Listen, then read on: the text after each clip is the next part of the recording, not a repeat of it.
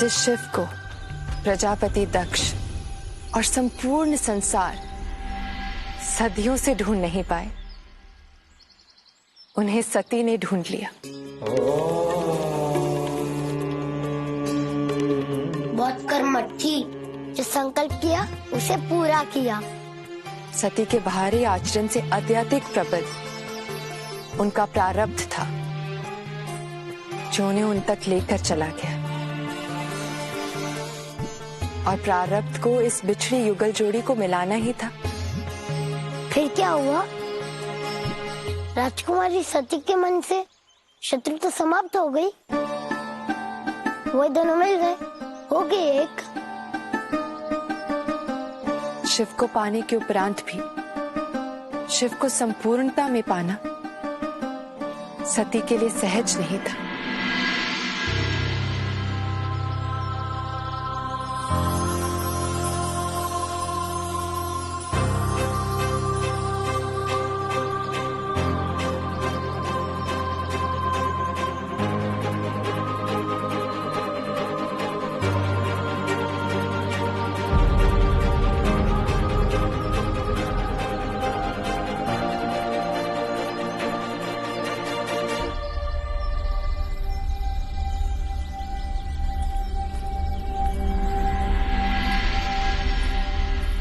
कहाँ छिप गए? मायावी शिव, कहाँ छिप गए तुम? सामने आओ, आज मैं तुम्हें तुम्हारे अपराध का दंड देकर रहूंगी। स्मरण रहे, ये प्रजापति दक्ष की पुत्री सती का वचन। अब तुम छिप नहीं सकते। पाताल से भी ढूंढ निकालूंगी तुम्हें, पाताल से भी। सामने आओ शिव। लंबे समय तक प्रतीक्षा करने के उपरांत भी जब शिव उस दिन उसे नहीं मिले, तब वो अपनी असफलता से निराश नहीं हुई। उसने शिव को खोज निकालने के प्रण को धारण किया।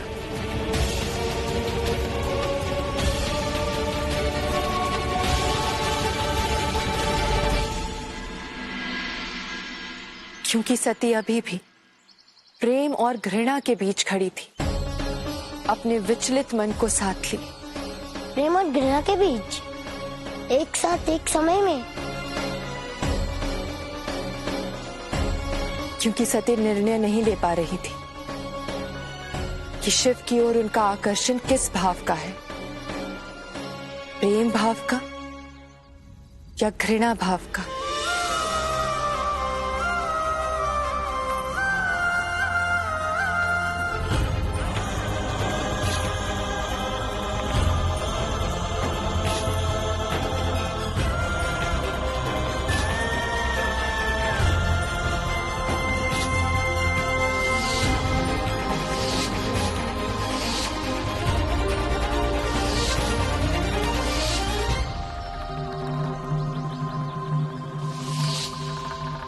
कौन है ये शिव? शत्रु है और उससे प्रतिशोध लेना मेरे जीवन का लक्ष्य। कटा हुआ शीश किसका?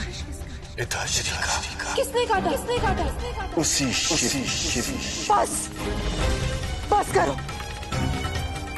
तुम सती को अपनी माया से नहीं भटका सकते। मायावी शिव मेरे अंतर्मन को वश में नहीं कर सकता। पिताश्री सत्य कहते हैं, मायावी हो तुम, भ्रम हो। सुन रहे हो तुम? भ्रम हो तुम। सती,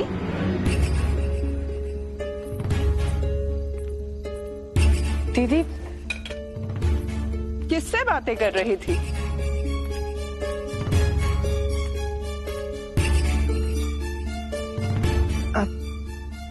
दीदी वो सती,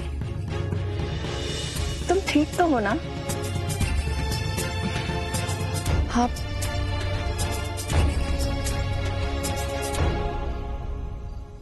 समझ गई।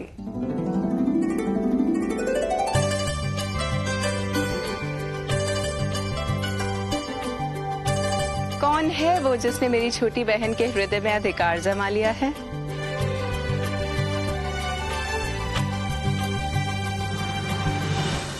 सती के हृदय पर अधिकार पाना इतना भी सरल नहीं है।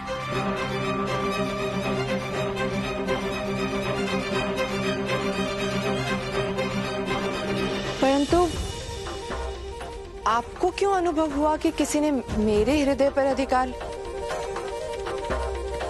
मेरी प्यारी बहन, जब कोई स्वयं से बातें करने लगे मानो किसी स्वप्न में चल रहा हो, जब किसी के मुख पर एक प्रकार की मूर्छा सी छा जाए और वो अचेत अवस्था में भी सुख की अनुभूति करे।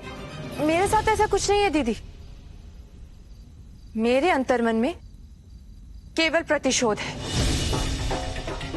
प्रतिशोध?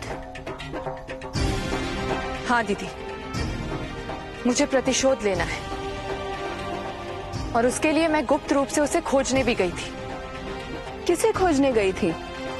उस मायावी शिव को। देख नहीं पाई, परंतु गले में सर्प और रुद्राक्ष की माला अवश्य थी। गले में सर्प? और क्या हुआ वहां पर?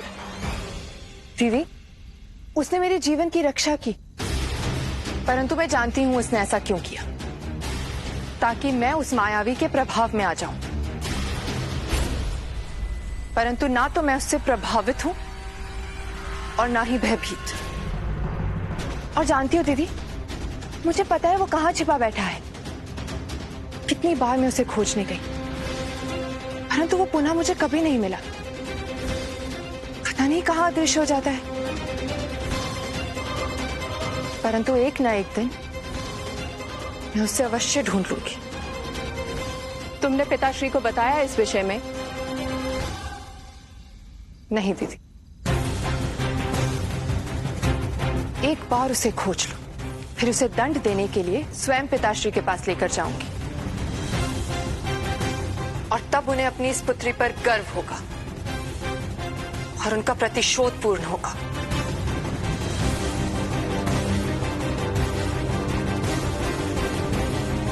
परंतु मुझे तुम्हारे इस निर्णय के विषय में पिताश्री को बताना होगा सती।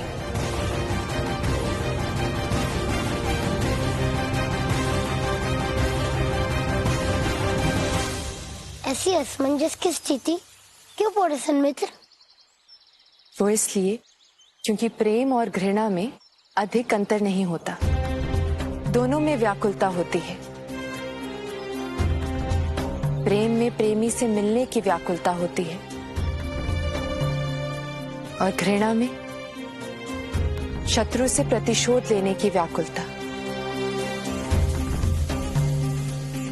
और सती व्याकुल थी अपने भीतर की व्याकुलता को पहचानने के लिए, और इस क्रम में आठों पहर शिव ही उनकी आंखों के समक्ष घूमते रहते थे। कोई एक पल भी ऐसा नहीं था जब शिव उनकी स्मृति से लुप्त हुए हों।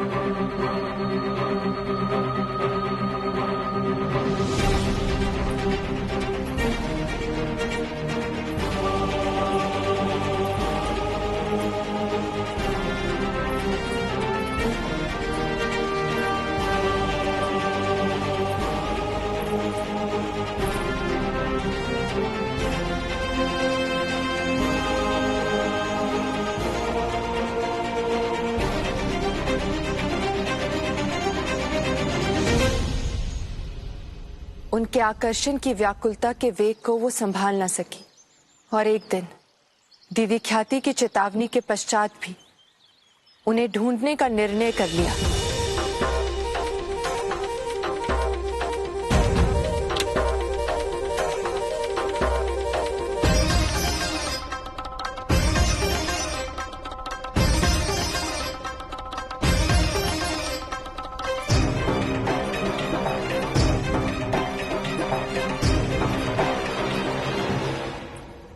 पिताश्री,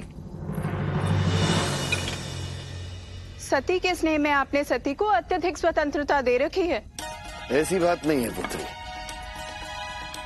माता पिता अपनी सब संतान को एक समान स्नेह करते हैं, परंतु हुआ क्या है? वो आपके शत्रु शिव से मिल चुकी है।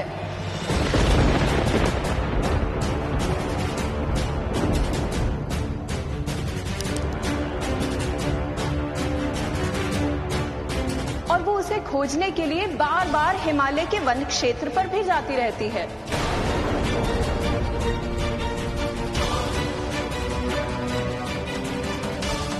नहीं, मेरी सती मेरी दी हुई स्वतंत्रता का अनुचित लाभ नहीं उठाएगी। परंतु ये उसने किया है पिताश्री, और संभवतः वो आज रात्रि को भी उसे खोजने जाने वाली है।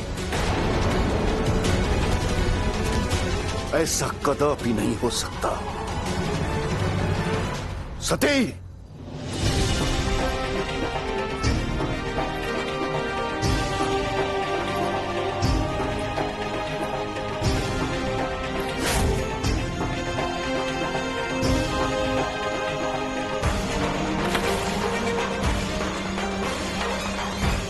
पुत्री सती,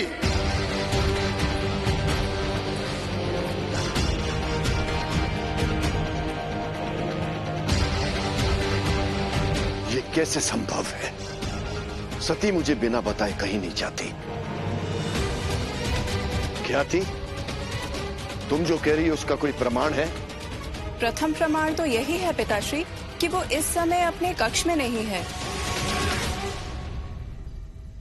स्वामी, आप तनिक धैर्य से इस संकट पर विचार कीजिए।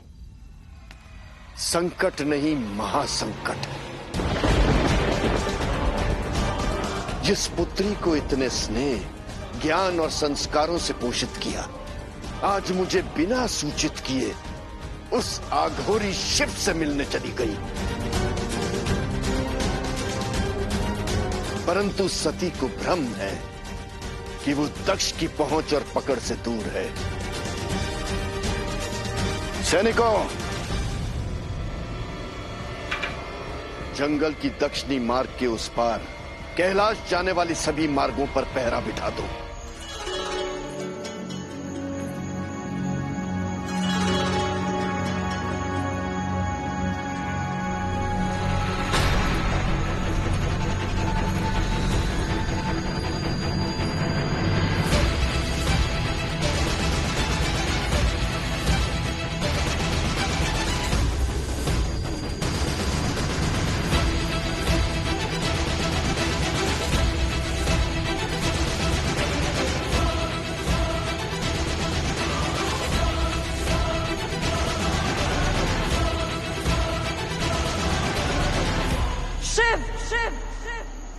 तुम जो भी हो, भ्रम या माया, सामने आओ।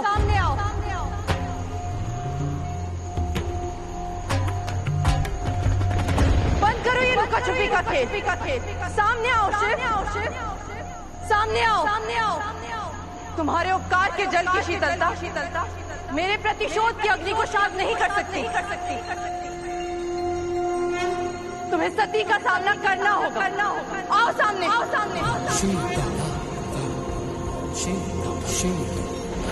क्या हुआ? फिर चुप गए कंदराओं में? भयभीत हो गया तुम मुझसे? बोलो। आओ सामने शिव।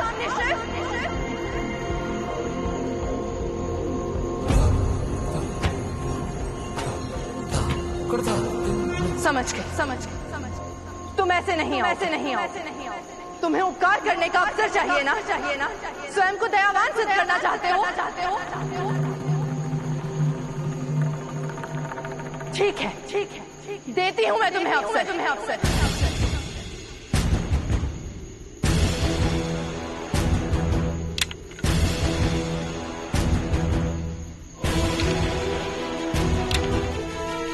अब मैं संकट का वर्ण करूँ।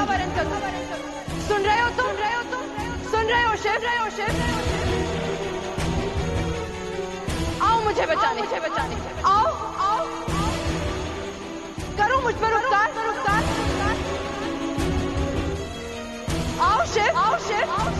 मैं संकट में हूँ शिव।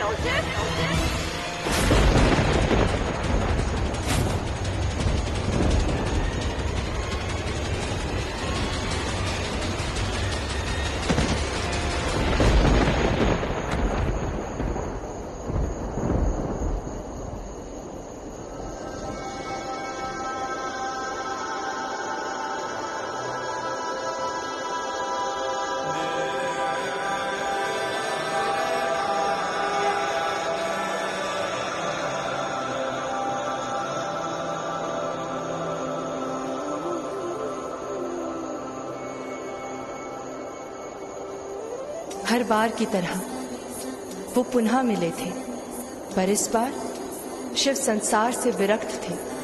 उनका हृदय पीड़ा से भरा था और सती का मन प्रतिशोध की भावना से।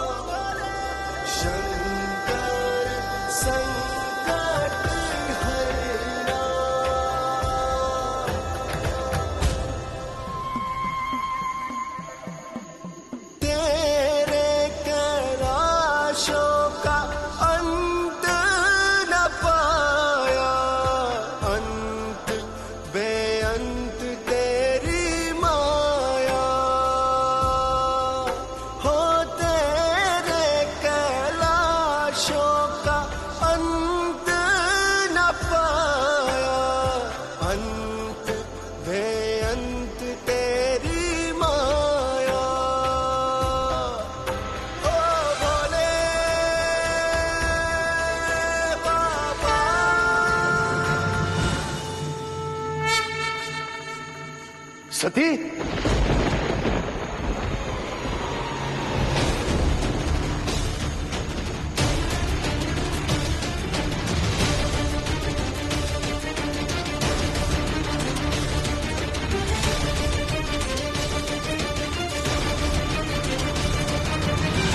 कपालिक शिव, प्रजापति दक्ष की चेतावनी है तुझे। मेरी पुत्री को कुछ नहीं होना चाहिए, दूर रहना उससे।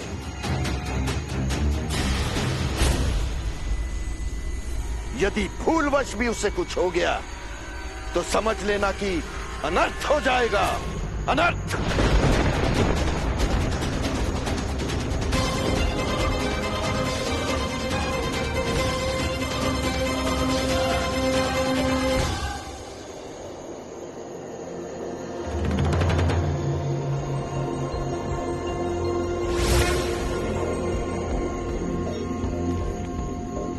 सती, पुत्री,